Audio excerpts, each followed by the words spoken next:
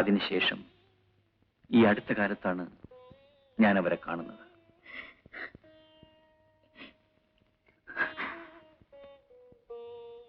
സുധ എന്തിന് കരയുന്നു?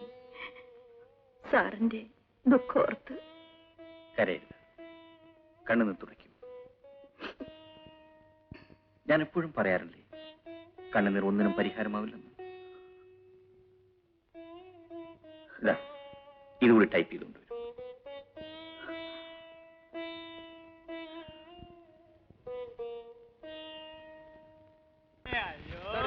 എഴുന്നേക്കടോ, നാടല്ലടാ, കാലിലെ കെട്ടൂരിപ്പോ.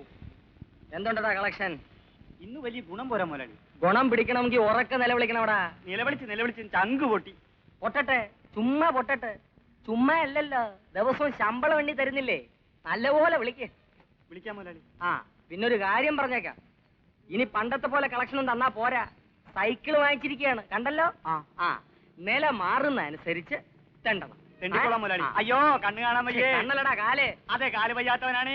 അയ്യോ, എന്റെ കാലും പോയേ.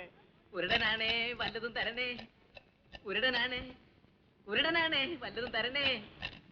കണ്ണൂറക്കടാ, ഇത് ഞാനാ മുതലാളി. അയ്യോ, മുതലാളിയോ? എന്തുണ്ടേ കളക്ഷൻ?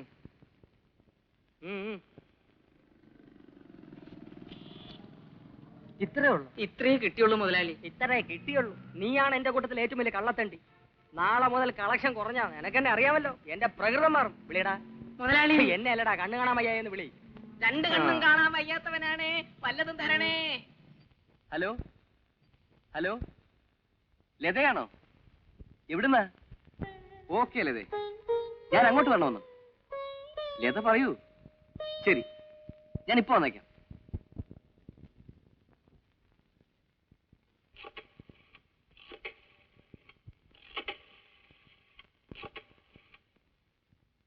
ഹലോ, ആ റൂം നമ്പർ 23 ഒന്ന് വേണമല്ലോ.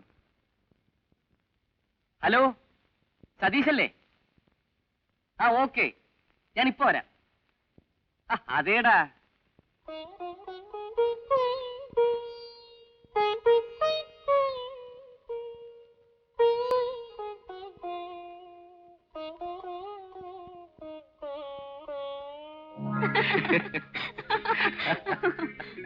ഇന്ന് നമുക്കൊരു പടത്തിന് പോകാം. ലവ് സ്റ്റോറിക്ക് ഞാൻ 2 ടിക്കറ്റ് എടുത്തിട്ടുണ്ട്. ഏത് ഷോയ്ക്കാ? 3 മണിക്കുള്ള മാറ്റിനിക്ക്. ഇപ്പോ മണി 1 ആയുള്ളൂ. നമുക്കൊരു കാര്യം ചെയ്യാനുള്ളത്, ഇവിടെ അടുത്ത ഹോട്ടലിൽ എന്റെ ഒരു ഫ്രണ്ട് താമസിക്കുന്നുണ്ട്. ദുബായിൽ നിന്ന് വന്നതാ. നമുക്കൊന്ന് പോയി കണ്ടേച്ചു വരാം. വേണ്ട, ഞാനില്ല. ഒരു 5 മിനിറ്റ് കണ്ട് സംസാരിച്ചിട്ട് തിരിച്ചു പോരാം. അവനിന്ന് വൈകിട്ട് മടങ്ങിപ്പോവും. രാവിലെ മുതൽ ഫോണിൽ വിളിക്കുന്നതാ. പ്ലീസ്. ശരി, വേഗം തിരിച്ചു പോരണം. Okay okay.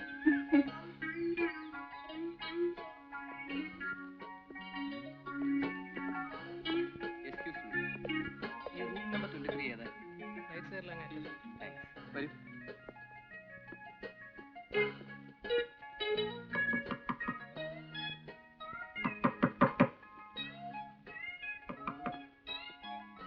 ഹലോ, ഇതാരും മോഹനോ? വരൂ, ഇരിക്കൂ. ഇരിക്കൂ. അല്ല, ഇതാര്? തന്റെ വൈഫോ?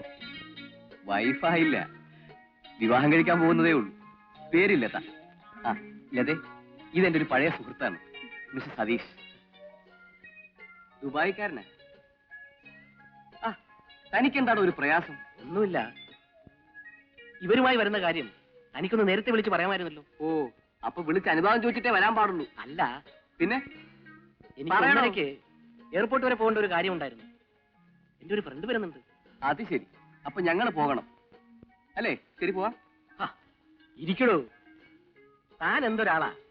ഞാൻ അവനെ കണ്ടിട്ട് 1 മണിക്കൂറിനുള്ളിൽ വരും. അതിനായി. അപ്പൊ പോയിട്ട് വാ.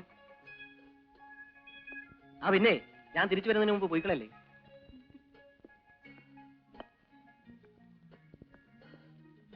വേണ്ടായിരുന്നു, നമുക്ക് പോകാം. അത് ശരിയല്ല. ഇനി അവൻ വന്നിട്ട് നമുക്ക് പോകാം.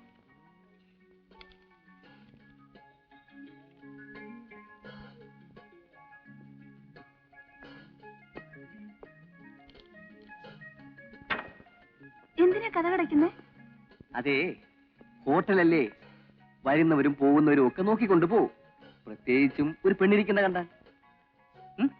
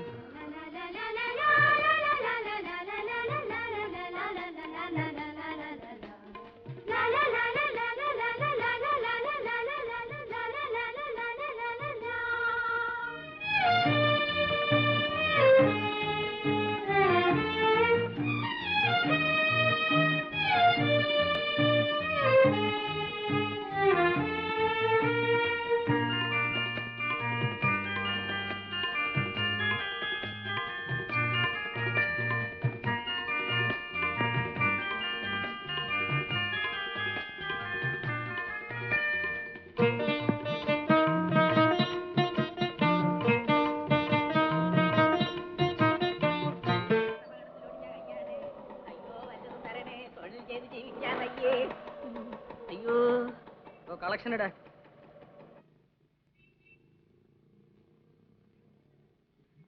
എന്താടോ 12 രൂപയോ? ഇതുകൊണ്ട് എന്റെ സ്കൂട്ടറിന് പെട്രോൾ അടിക്കാൻ പോലും തികയില്ലല്ലോ. എന്താണ് എന്റെ ഉദ്ദേശം? തന്നെ കൊണ്ട് പറ്റില്ലേ പറ, ഞാൻ ചെയ്തോളാം. എനിക്ക് നല്ല സുന്ദരമായിട്ട് തെണ്ടാ അറിയാം. വൈകുന്നേരം നമ്മളേക്കും കളക്ഷൻ കൂടും. ശരി ശരി, നല്ലപോലെ അധ്വാനിക്കണം. നിങ്ങളെയൊക്കെ വിശ്വസിച്ചാ ഞാൻ ഈ സ്കൂട്ടർ വാങ്ങിയത്. ഇടോ, നടന്നു വരുമ്പോഴും സൈക്കിളിൽ വരുമ്പോഴും സ്കൂട്ടറിൽ വരുമ്പോഴും എല്ലാം ഒരേ കണക്കിലാണല്ലോ താൻ കളക്ഷൻ തരുന്നത്. വെറുതെ വീണ്ടും എന്നെ തെണ്ടിയാക്കരുത്. നീ മറ്റുള്ളവന്മാരൊക്കെ നോക്കിയിട്ട് വരാം. വിളിക്കടോ, കൈ അതിനകത്തോട്ട് ഇട്ടിട്ട് വിളി. ഇടാ മുതലാളി. അയ്യോ, കാറപകടത്തിലൊടിഞ്ഞ കയ്യാണേ. കൈയുള്ളവരെ ഈ കൈയില്ലാത്തവരെ അയ്യോ. ചിത്ര തിയേറ്ററിൽ ഒരു പടം ഓടുന്നുണ്ട്, ഗംഭീര പടവാ. ഞാൻ 2-3 പ്രാവശ്യം കണ്ടതാ. എത്ര കണ്ടാലും മതിയാവില്ല. ആ പറഞ്ഞില്ലല്ലോ. മുതലാളി, അയ്യോ.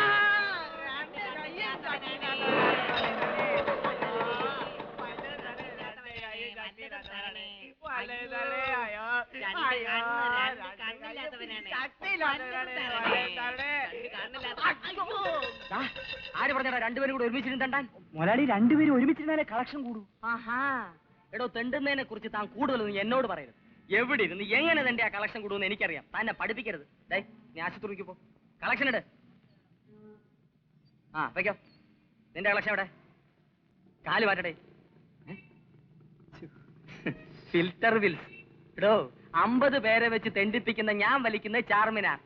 50 പേരിൽ ഒരു തെണ്ടിയായ താൻ വലിക്കുന്ന ഫിൽറ്റർ വിൽസ്. ഇതിന്റെ വില 3.5 രൂപ തന്റെ ശമ്പളത്തിൽ നിന്ന് പിടിക്കും. ആ, എന്താ ശ്രദ്ധിച്ചിരിക്കുന്നത്? എന്നെ ഓർത്തിട്ട് തന്നെ. കാര്യം പറയൂ.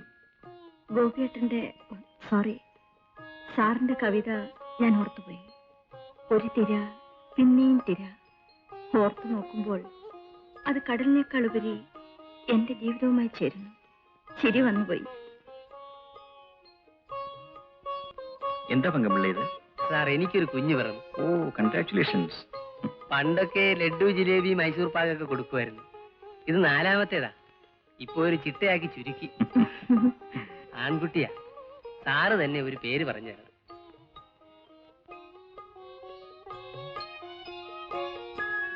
രാജൻ നിൽക്കുന്നതാ നല്ലത്. വേണ്ട രവി. രാജൻ, രവി, രാജൻ നിൽത്താ മതി. രവി, രവി, രവി, രവി. കല്യാണം കഴിഞ്ഞില്ല, അതിനു മുമ്പ് കുഞ്ഞിന്റെ പേരിനെ ചൊല്ലി നമ്മൾ തർക്കുന്നത്. പങ്കമുള്ള ഒരു കാര്യം ചെയ്യും. രാജനെന്നോ രവിയെന്നോ ഏതെങ്കിലും ഒരു പേരിട്ടോളൂ. രണ്ടും നല്ല പേരാ. ശരി. ഒന്നും മറന്നില്ലല്ലേ?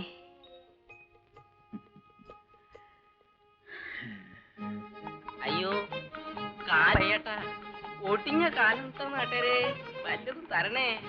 ഓ, ഒട്ടിഞ്ഞ കാലാണേ, വല്ലതും തരണട്ടോ നാട്ടരെ.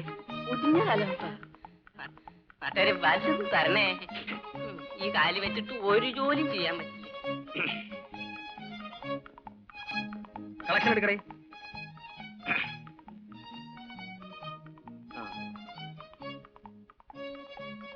21 രൂപയോ? ഞാൻ കാറ് വാങ്ങിച്ചിട്ട് എന്ത് കാര്യം? നിന്റെ കളക്ഷൻ ഇപ്പോഴും പഴയ സൈക്കിളിന്റെ ലെവലിൽ തന്നെയല്ലോ. ദിവസവും ഇങ്ങനെ 20-30 തന്നാൽ എങ്ങനാ? കാറിന് പെട്രോൾ അടിക്കണ്ടേ? ശമ്പളക്കാർക്ക് ശമ്പളം കൊടുക്കണ്ടേ? നിന്നോട് എത്ര പ്രാവശ്യം പറയണം? നിന്നെ കൊണ്ട് പറ്റിയില്ലേ പറ. ഇവിടെ നൂറ്റുകണക്കിന് ആളുകളാണ് ദിവസവും വരുന്നത്. BA-യും MA-യും വരെ പഠിച്ചവർ. അവരൊക്കെ ആവുമ്പം ഇംഗ്ലീഷിൽ തെണ്ടി തരികെങ്കിലും ചെയ്യും. അതുകൊണ്ട് എനിക്ക് പ്രയോജനമുണ്ട്. You understand? ഇത്രയും കിട്ടുന്ന ചങ്ക് പൊട്ടിയിരുന്നു മുതലാളി. മിസ്റ്റർ രാജൻ, ഇവനെ ഇവിടെ വേണ്ട. ഇവനെ ബസ് സ്റ്റാൻഡിലോട്ട് മാറ്റണം. ബസ് സ്റ്റാൻഡിലുള്ളവനെ റെയിൽവേ സ്റ്റേഷനിൽ, സ്റ്റേഷനിലുള്ളവനെ ബീച്ചിലോട്ട്, എല്ലാത്തിനെയും ഒന്ന് ട്രാൻസ്ഫർ ചെയ്യണം. എങ്കിലേ അവന്മാരൊക്കെ പഠിക്കൂ. കമാ.